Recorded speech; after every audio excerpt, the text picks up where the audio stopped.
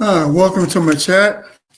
Today I'm going to start with chapter 3 of Judith and possibly on to chapter 4.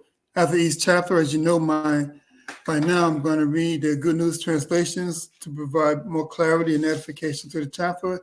Now expound on whatever I feel is need to be expounded on. So with that, let's get started. Barakatah Yahweh, Barakatah Yahweh Shai, Kal Halal, Yahweh, Ba'ashem, Yahweh Shai, Wahar, Rakwah Kwadash.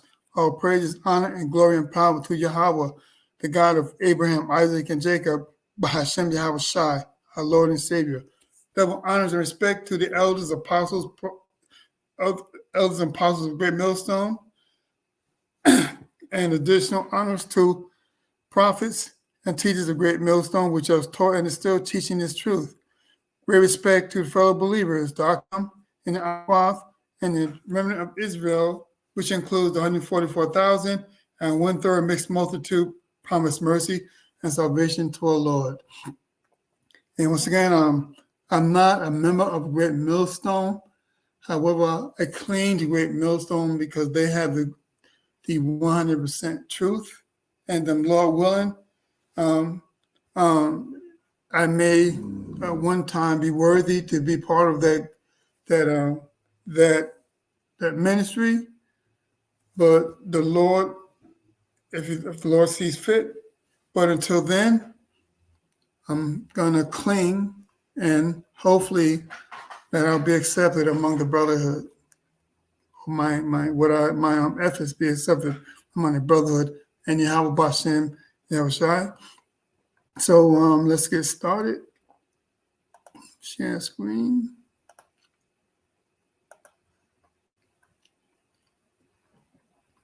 Judith, chapter 3, verse 1. So they sent ambassadors unto him to treat of peace, saying, Behold, we the servants of Nebuchadnezzar, the great king, lie before thee. Use us as shall be good in thy sight. Behold, our houses and all our places and all our fields of wheat and flocks and herbs and all the lodges of our tents lie before thy face. Use them as it pleases thee. Behold, even our cities and inhabitants thereof are thy servants. Come and deal with them as seemeth good unto thee. So the men came to Holofernes, and declared unto him after this manner. Then came he down toward the sea coast, both he and his army, and set garrisons in high cities, and took out of them chosen men for aid. So they in all the country round about received them with garlands and dances and with timbrels. Yet he did cast down their frontiers and cut down their groves, for he had decreed to destroy all the gods of the land, that all nations should worship Nebuchadnezzar. Only then in all tongues and tribes shall call him as God. Also he came over against Esdraelon, near unto Judea, over along the great strait of Judea, and he pitched between Geba and Synthopolis, and there he tarried a whole month, that he might gather together all the carriages of the army. I'm chopping through his name, Nebuchadnezzar. The Good News Translation says it did, but let's see if I can't.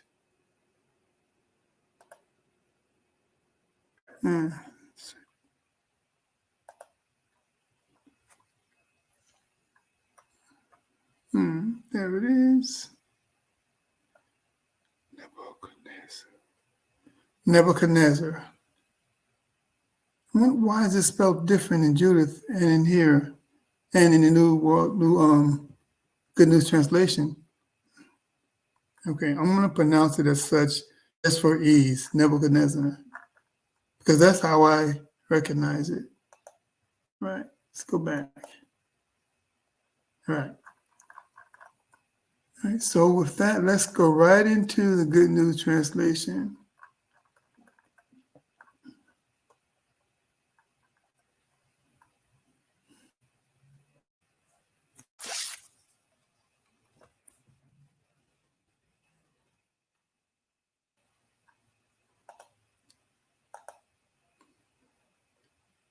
Judith, chapter 3. All these nations sent a peace delegation to King Nebuchadnezzar with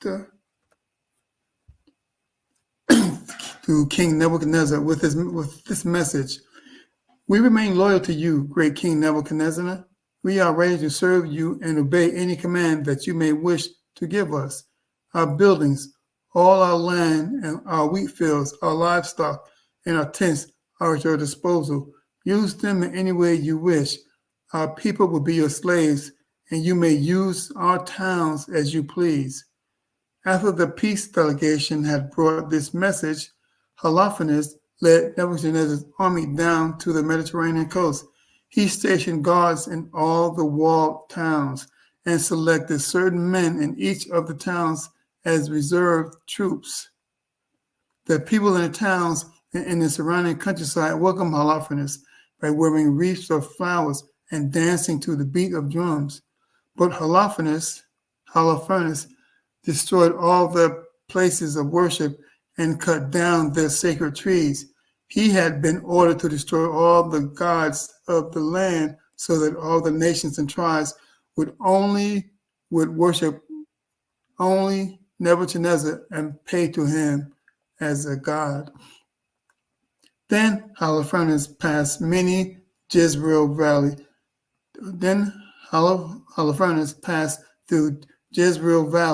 Dothan, which faces the main ridge of the mountains of Judah, and set up camp between Geba and Synthopolis. He stayed there for a month in order to get supplies for his army.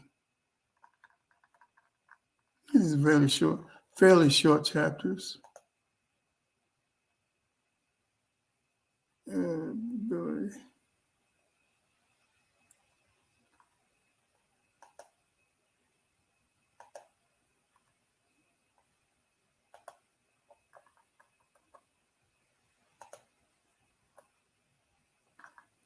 Judith, chapter 4.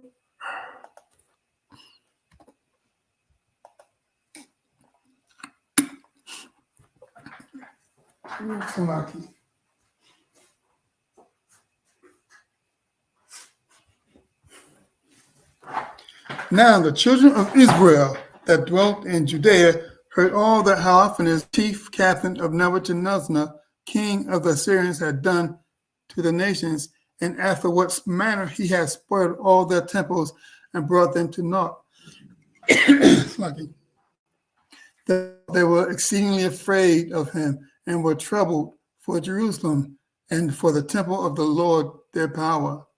But they were newly returned from the captivity, and all the people of Judea were lately gathered together, and the vessels and the altar and the house were sanctified after the profanation. Therefore they sent unto all the houses of Samaria and the villages, and to Betharon and Belman and Jericho, and to Toba and Isora, and to the valley of Salem, and possessed themselves beforehand of all the tops of the hill mountains, and fortified the villages that were in them, and laid up the victuals for provisions of war, for their fields were of late reaped. Also Joacim the high priest, which was in these days in Jerusalem, wrote to them that dwelt in Bethulia and Bethomethim, which is over against Esdraelon, toward the open country near Dothan, charging them to keep the passages of hill country, for by them were an entrance into Judea, and it was easy to stop them that would come up, because the passage was straight for 2 men at the most.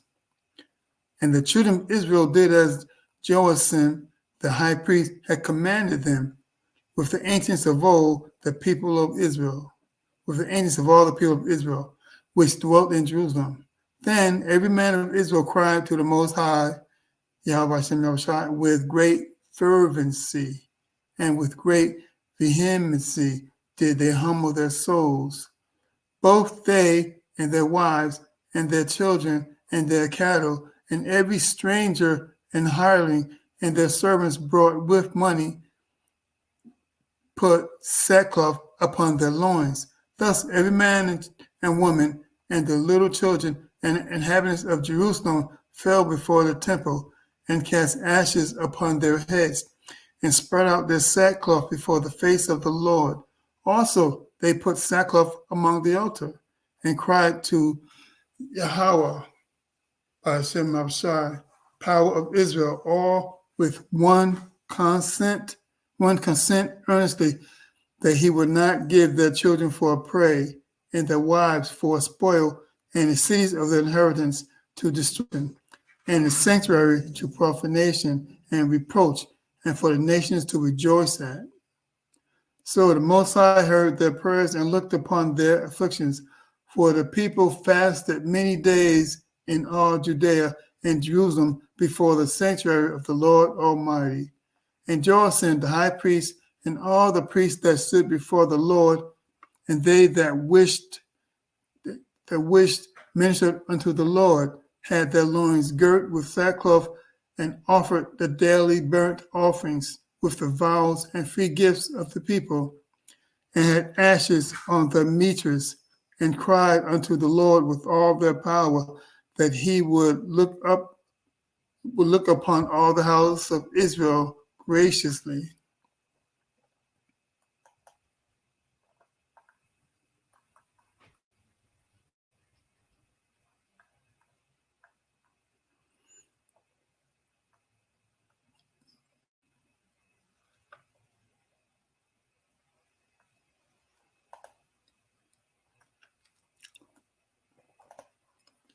The Good News Translation.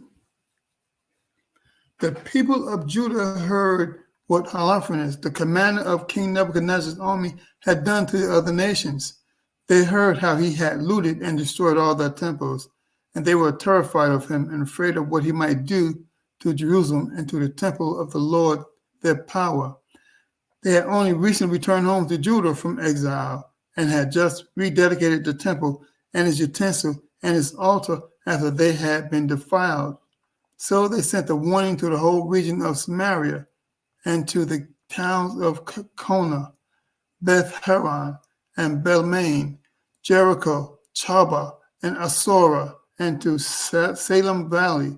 They immediately occupied the mountaintops, fortified the villages of the mountains, and stirred up food for preparation for war. It was fortunate that they had recently harvested their fields.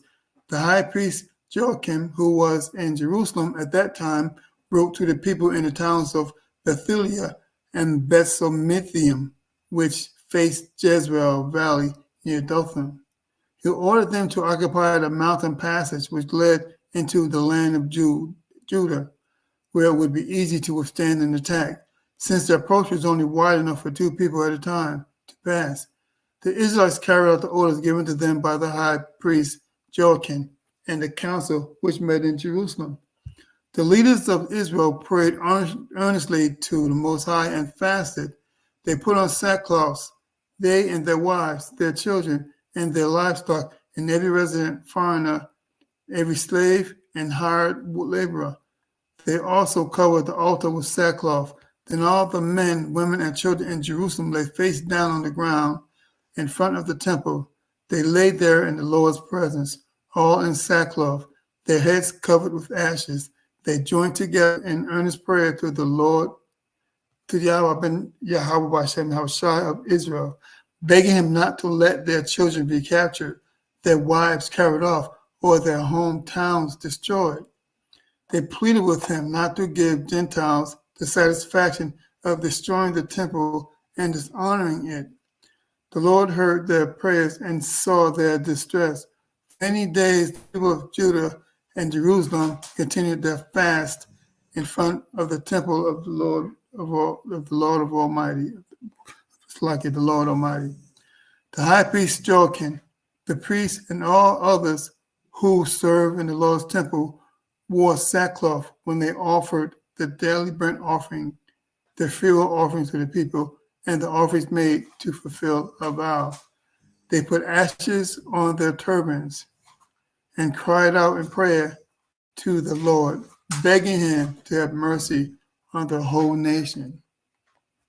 Okay? I'm going to go ahead and read chapter, what am I up to? What is this? I'm going to read chapter 5 as well.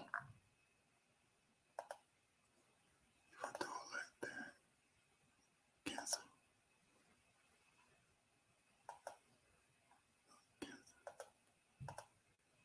I was trying something new.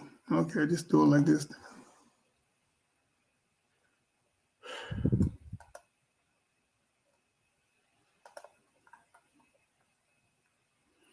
My transition is terrible.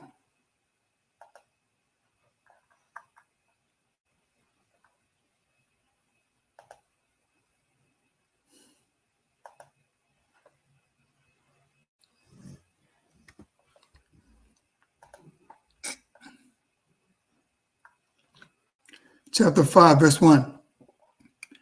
Then was it declared to Holofernes, the chief captain of the army of Assur, that the children of Israel had prepared for war, and had shut up the passages of the hill country, and had fortified all the tops of the high hills, and had laid impediments in the campaign countries.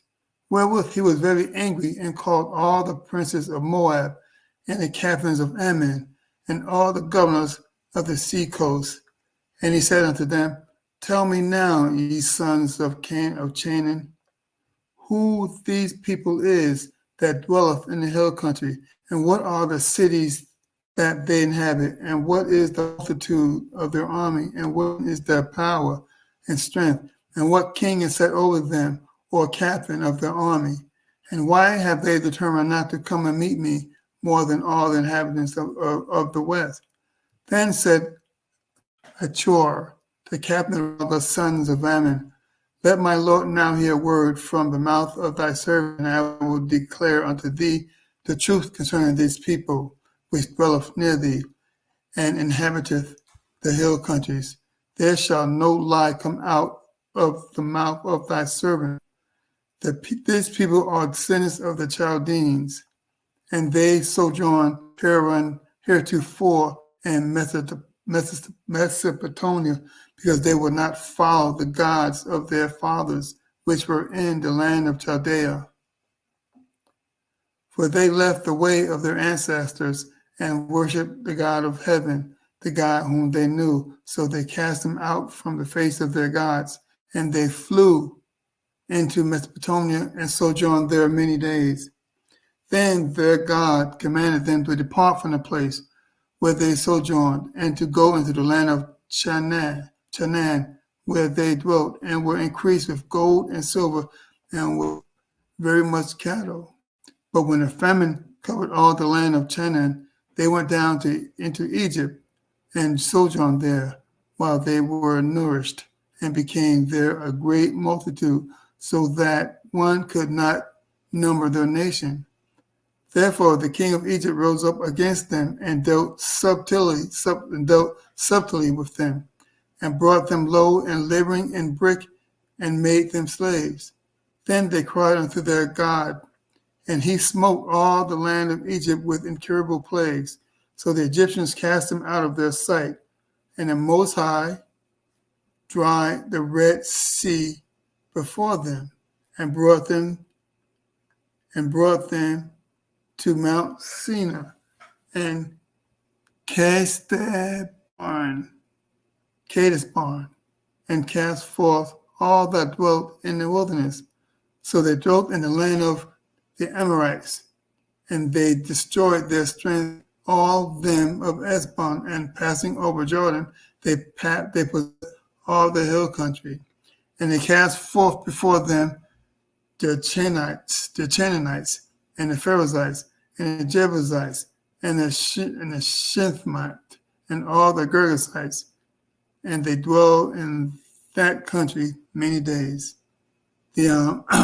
All these these are all Haman. These are Haman people. Or should I say, Haman tribe. Tribe of Haman. Ham. Well, Hamitic tribes. So that's Ham. And whilst they sinned not before their power, they prospered because their power has iniquity. The God that hath iniquity was them, but they that depart from the way which he appointed them, they were destroyed in many battles, very sore, and were led captive to the land that was not theirs, and the temple of their power was cast to the ground, and their cities were taken by the enemies. But now are they returned to their power, and are come up from places where they were scattered, and have possessed Jerusalem, where their sanctuary is, and are seated in a hill country, for it was desolate. Now therefore, my Lord and Governor, if there be any error against these people, and they sin against their God, let us consider that this shall be their ruin, and let us go up, and we shall overcome them. But if there be no iniquity in their nation, let my Lord now pass by, lest the Lord defend them, and their God be for them, and we become a reproach before all the world. And when Achor had finished these sayings, all the people standing around about the tent murmured, and men of Holofernes, and all that dwelt by the seaside in the Moab spake that he should kill him. For say they, we will not be afraid of the face of the children of Israel. For lo, it is a people that have no strength, no power for a strong battle. Now therefore, Lord Holofernes, we will go up. They shall be a prey to be devoured of all thine army. Now, this verse describes the children of Israel to a T. The Native Americans, the so-called African Americans, and Hispanics. We have absolutely no power in this nation. We're not sovereign. We're a spiritual people. We're not carnal. We don't have any sovereignty. So that describes us to a T at this point in time. I want to jump to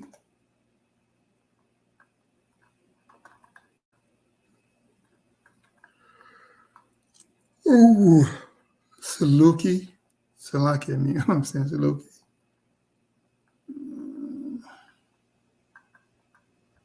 Where am I at? Okay, I'm down here. Judith, chapter 5.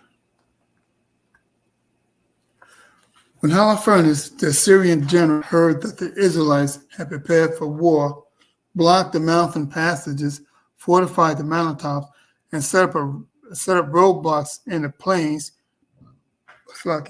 he boiled over with anger. He called together all the Moabite rulers, all the Ammonite generals, and all the governors of the region along the Mediterranean coast, and said to them, "You live in Canaan, so tell me about the people who live in these mountains. What cities do they occupy? How large is their army? What is the source of their power and strength? Who is the king who leads their army? Why have they alone of all people in the West refused to come out and surrender to me?" Then Atwire, the leader of the Ammonites, answered, "Holofernes, sir, if you will please be so kind as to listen to me, I will tell you the truth about these people who live in the mountains near your camp. I will not lie to you.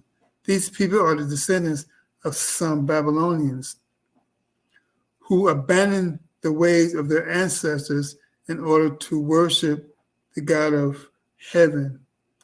Finally, they were driven out of their land because they refused to worship their ancestors' gods. Then they fled to Mesopotamia, where they settled and lived for a long time." And according to this verse, as you can see, the Moabite, he's assuming that the children of Israel were Babylonians because we were captured in that land. We were in that land under that sovereignty. So let's say he assumes that we were Babylonians, because he obviously don't know. Yeah. Afterwards, that God told them to leave Mesopotamia and go to the land of Canaan, where they settled and became very rich in gold, silver, and livestock. Later, when a famine struck all the land of Canaan, these Israelites, as they are later called, went down to Egypt and stayed there as long as there was enough food while they were there. They became a large nation with so many people that they could not be counted. So the king of Egypt turned against them. He took advantage of them and put them to work making bricks. He oppressed them and made them slaves. But they prayed to their God, and he sent disasters that left the Egyptians helpless. When the Egyptians drove out of the country, their God dried up the Red Sea in front of them, and then led them along the way to Sinai and Kadesh Barnea. The Israelites drove out all the people who lived in the southern part of Canaan, occupied the land of Amorites, and wiped out the people of Heshbon, crossed the Jordan River, and took possession of the entire mountain region. They drove out the Canaanites and Perizzites, the Jebusites, the Shemites, the Shechemites, and all the Girgashites. The Israelites have now lived in these mountains for a long time. Their God hates wickedness, so as long as they did not sin against him, they prospered. But when they disobeyed him, they suffered heavy losses and many wars and were finally taken away as captives to a foreign country. The temple of their God was leveled, and their cities were occupied by their enemies.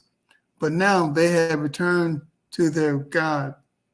They have come back home from the country where they have been scattered. They have again taken possession of the city of Jerusalem, where their temple is, and have resettled in the mountains that have remained uninhabited. Sir, if these people are now sinning against their power, even unknowingly, and if we can be sure that they are guilty of some offense, we can successfully attack them. But if they have not disobeyed the law of their God, their power, then you should leave them alone, or he will defend them, and we will be disgraced before the whole world. When Achwa had finished the speech, all the people standing around the tent began to protest. Halifax, own senior officials, as well as the Moabites and those from the Mediterranean coast, demanded that Achwa be put to death. Why should we be afraid of these Israelites, they asked. They are weak. They can't put up a strong defense. Let's go ahead, General Halifax. Your great army will slaughter them easily. And so it begins. The next chapter is going to highlight just how the Chaldeans is going to misjudge the Israelites and their power, as you see. But I'm not going to give you any nuggets until the next time when we get together. So, but I will leave with you my disclaimers. Okay, we all know that the things in the Middle East is heating up. It's getting hot, and the propaganda is swirling all over every place.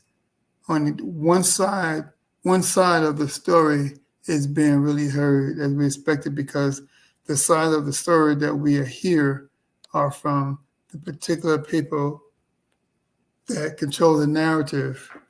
And if you hear anything about the other side of the story, is that somebody is being fired, hushed up, or being called a liar for even mentioning what's going on against the other side of these, the other people that's involved in the conflict, So, all these are signs that's going to lead to the third woe. But before that, you need to prepare your spirit, because the MOTB is right around the corner. Every class I'm going to mention the MOTB so you get it in your mind. Revelation 13:16 is clear, and the events that are opening up now, showing us who or what the MOTB is clear. If you can't see it, you weren't meant to see it, then you're going to be missile food, okay? As the prophets say. So Jacob's trouble is right around the corner. The famine of the word and the famine of food, all these things are coming to us fast. So if you haven't repented by now, you better, because the mercy window is closing.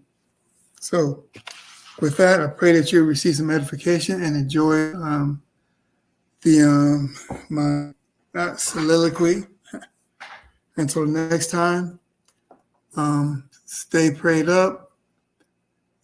Peace be unto Yahweh Hashem, Yahweh Shai, to the hopeful elect, and to all those, to those that haven't been awakened yet. I pray that that your turn your life or commit to this doctrine so that you can be awakened. But I notice it's not your choice; it's between the Lord and you. Anyway, I'm going to close out here. Barakatah Yahweh, Barakatah Yahweh Shai, Kwame Yashala, and the Bible Bar. So, till next time, Shalom.